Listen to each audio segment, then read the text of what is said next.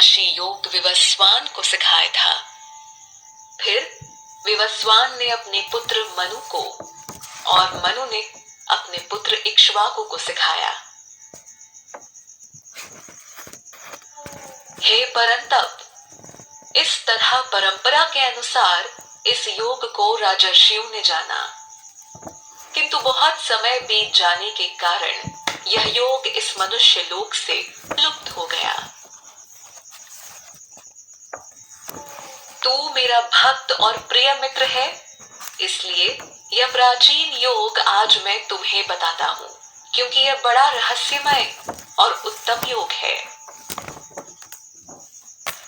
अर्जुन बोले, आपका जन्म तो इस काल में हुआ है और विवस्वान का जन्म तो बहुत पुराना है। फिर यह बात मैं कैसे मान लूं कि आपने ही सृष्टि के आरंभ में विवस्वान को इस योग का ज्ञान दिया था। श्री भगवान बोले, हे अर्जुन, मेरे और तेरे कई बार जन्म हो चुके हैं, किंतु हे परंतप, उसे मैं जानता हूं पर तू नहीं जानता। यद्यपि मैं अजन्मा हूं और मेरी प्रकृति न बदलने वाली है, तथा मैं सभी प्राणियों का ईश्वर भी हूं, फिर भी प्रकृति के विपरीत मैं अपनी योग माया से जन्म लेता हूं। हे भारत, जब जब धर्म की हानि और अधर्म की वृद्धि होती है, तब तब मैं साकार रूप में प्रकट होता हूँ। साधुओं की रक्षा करने के लिए और पाप कर्म करने वालों का विनाश करने के लिए तथा धर्म की स्थापना के लिए मैं प्रत्येक युग में प्रकट होता रहा हूँ। हे अर्जुन, जो पुरुष मेरे दिव्य जन्म और कर्म के सत्य को जान लेता है, वह शरीर को त्याग कर फिर जन्म न लेकर मुझे ही प्राप्त होता है, अर्थात जन्म मरण के बंधन से मुक्त हो जाता है। राग, भय और क्रोध से मुक्त, मेरे आश्रय में आकर मुझ में विलीन होकर तथा ज्ञान रूप तप से पवित्र होकर बहुत से भक्त मेरे स्वरूप को प्राप्त हो चुके हैं। हे पार्थ, जो मुझे जैसे भजते हैं, मैं उन पर वैसे ही कृपा करता हूँ। अतः सभी मनुष्य सब प्रकार से मेरे ही मार्ग का अनुकरण करते हैं। सामान्य पुरुष इस लोक में कर्मों के फल को चाहते हुए देवताओं को पूजते हैं, क्योंकि इस लोक में कर्मों के फल शीघ्रता से प्राप्त हो जाते हैं। गुण और कर्मों के आधार पर चारों वर्ण मेरे द्वारा रचे गए हैं। यद्यपि मैं उसका कर्ता हूँ, फिर भी तुम मुझे अकर्ता और अविनाशी ही जानो। कर्मों के फल में मेरी कामना नहीं है, इसलिए कर्म मुझे प्रभावित नहीं करते, और जो मुझे तत्व से जान लेता है, वह कर्मों से नहीं बंधता। पूर्व काल में मोक्ष पाने वाले पुरुषों ने भी इसी प्रकार के कर्म किए थे, इसलिए तू भी पूर्वजों के समान किए जाने वाले कर्मों को ही कर। कर्म क्या है और अकर्म क्या है, इस विषय में बुद्धिमान पुरुष भी भ्रम में पड़ जाते हैं। इसलिए मैं तुम्हें कर्म और अकर्म का स्वरूप समझाऊंगा, जिसे जानकर तू संसार बंधन से मुक्त हो जाएगा। कर्म और विकर्म क्या है तथा अकर्म क्या है, यह जानना चाहिए, क्योंकि कर्म का प्रभाव बहुत गहरा है। जो मनुष्य कर्म में अकर्म देखता है और अकर्म में कर्म देखता है, वह मनुष्यों में सबसे बुद्धिमान है, योगी है और संपूर्ण कर्मों को करने वाला है। जिसके सारे कर्मों का आरंभ संकल्प और कामना से रहित है तथा जिसके संपूर्ण कर्म ज्ञान रूपी अग्नि से तप गए हैं, उसको ज्ञानी जन पंडित कहते हैं। जो कर्म फल में लगाव का त्याग करके उस पर निर्भर न रहकर सदा तृप्त है, वह कर्मों में अच्छी तरह से लगा हुआ भी वास्तव में उन कर्मों का कर्ता नहीं माना जाता। जिसने मन और बुद्धि को वश में कर लिया है तथा सब प्रकार के भोगों का त्याग कर दिया है, ऐसा पुरुष शारीरिक कर्म करते हुए भी पाप को प्राप्त नहीं होता। जिस मनुष्य को जो कुछ मिल जाए उसमें ही संतुष्ट रहता हो, जो ईर्ष्या और द्वंद्वों से मुक्त रहकर सफलता और असफलता में समभाव रहे, वह कर्म करते हुए भी उससे नहीं बंधता। जिस पुरुष के मन में लगाव सदा मिट गया है और वह मुक्त है, जिसका चित्त ज्ञान में स्थित है, यज्ञ के लिए इस प्रकार का कर्म करने वाले पुरुष के समस्त कर्म विलय हो जाते हैं। जिस यज्ञ में अर्पण भी ब्रह्म है, यज्ञ में प्रयोग किया द्रव्य भी ब्रह्म है और ब्रह्म रूप कर्ता के द्वारा ब्रह्म रूप अग्नि में आहुति देने की क्रिया भी ब्रह्म है, ऐसे यज्ञ को करने वाले जिस मनुष्य की ब्रह्म में कर्म समाधि हो गई है, उसके द्वारा प्राप्त फल भी ब्रह्म ही है। कुछ योगी जन यज्ञ के द्वारा देवताओं का पूजन करते हैं, जबकि दूसरे ज्ञानी जन ब्रह्म रूपी अग्नि में अपने आप को समर्पित करते हुए यज्ञ करते हैं। कुछ योगी जन सुनने आदि क्रियाओं और इंद्रियों को संयम रूपी अग्नि में त्याग देते हैं, परंतु अन्य लोग शब्द आदि इंद्रिय विषयों को इंद्रिय रूपी अग्नि में त्याग देते हैं।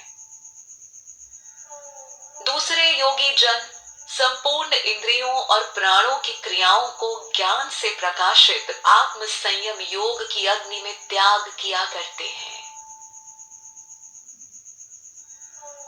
कुछ साधक द्रव्य रूपी यज्ञ, तपस्या रूपी यज्ञ और योग रूपी यज्ञ करने वाले होते हैं, और कुछ अन्य कठिन व्रत तथा स्वाध्याय रूपी ज्ञान यज्ञ करने वाले होते हैं।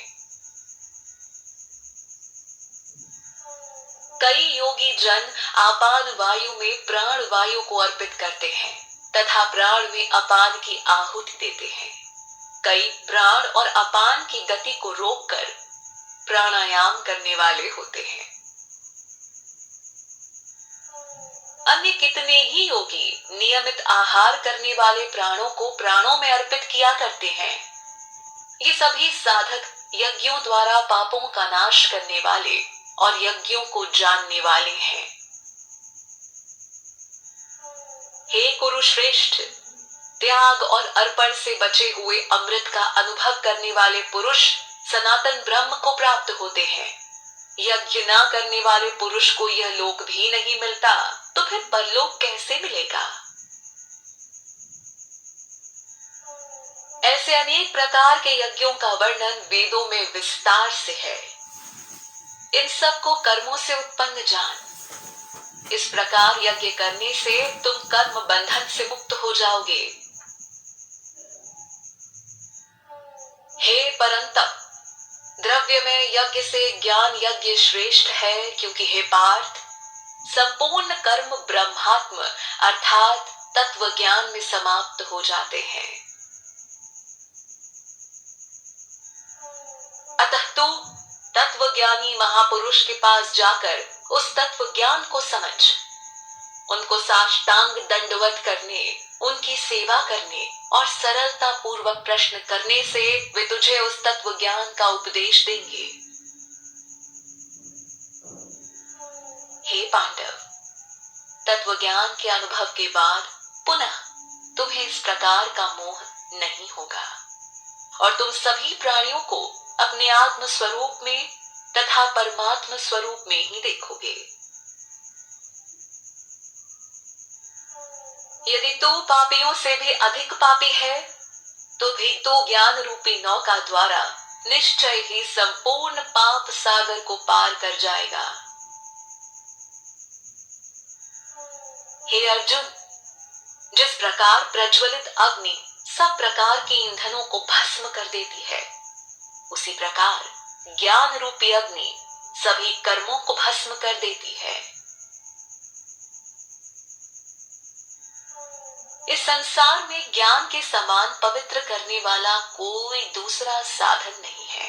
जो योग में भली भांति निपुण हो गया है, वह उस तत्व ज्ञान को स्वयं ही अपने आप में पा लेता है। श्रद्धावान, तत्पर और जिस पुरुष ने अपनी इंद्रियां वश में कर ली हो, वह पुरुष ही ज्ञान प्राप्त करता है।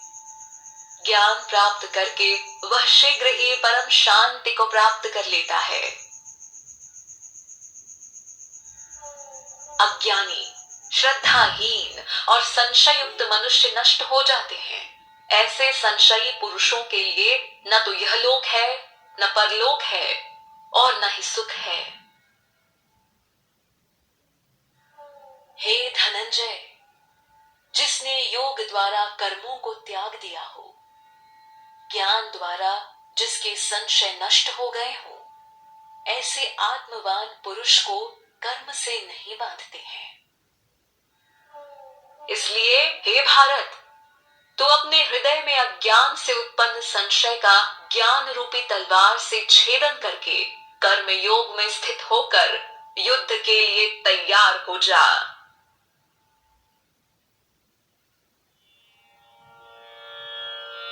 इमं विवस्वते योगं प्रोक्तवान् हमव्ययम् विवस्वान् मनवे प्राह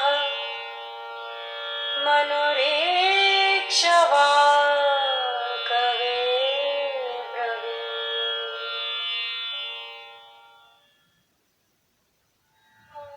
श्री भगवान बोले, मैंने यह अविनाशी योग विवस्वान को सिखाया था।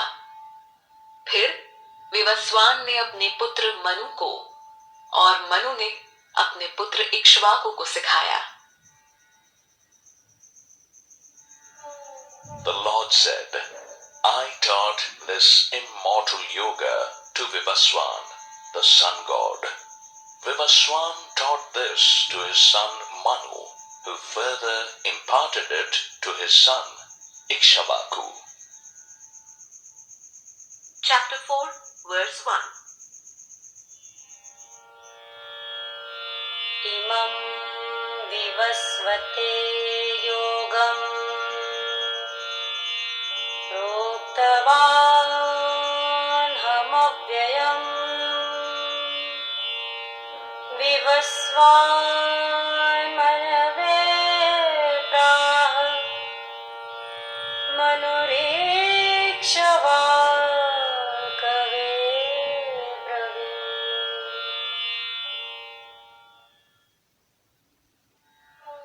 श्री भगवान बोले, मैंने यह अविनाशी योग विवस्वान को सिखाया था।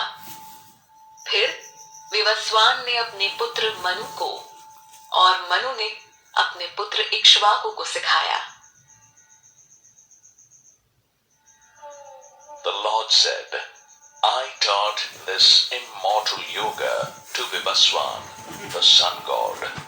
Vivaswan taught this to his son Manu, who further imparted it to his son Ikshvaku.